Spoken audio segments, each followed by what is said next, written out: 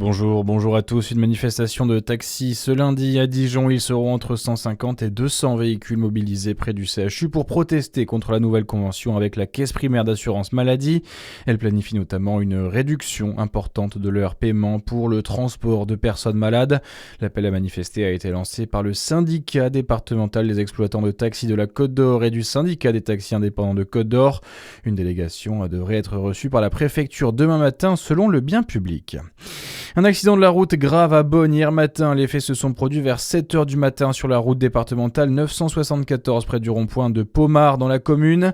Un automobiliste a percuté un arbre de plein fouet. Les sapeurs-pompiers ont été dépêchés sur les lieux. Ils sont parvenus à extraire le conducteur âgé de 23 ans dans un état grave en découpant le toit du véhicule. Les secours l'ont conduit au CHU de Dijon. De nouveaux logements et une cellule commerciale à la Cité de la Gastronomie à Dijon. L'aménageur Eiffage a commencé la deuxième phase de l'écoquartier hier.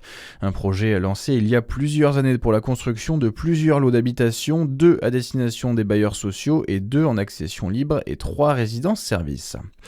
Dans l'actualité également, le Premier ministre a fait une part du chemin. Chacun devra ensuite faire la sienne. Les mots de la porte-parole du gouvernement à nos confrères du Parisien. Maud Brejon assure qu'il n'y a ni entourloupe ni plan caché de l'exécutif autour du budget 2026 qui, selon elle, ne sera ni celui des socialistes ni celui de Lecornu, mais celui du Parlement. Maud Brejon qui souhaite également que le débat sur la fin de vie soit tranché avant l'élection présidentielle. Les textes sur les soins palliatifs et l'aide à mourir n'ont pas pu être examinés au Sénat dans les délais prévus à cause de l'instabilité politique des derniers mois.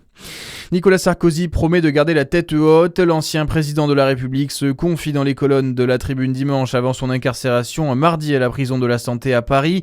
Nicolas Sarkozy répète qu'il n'a rien à se reprocher. Bonne journée sur Fréquence Plus.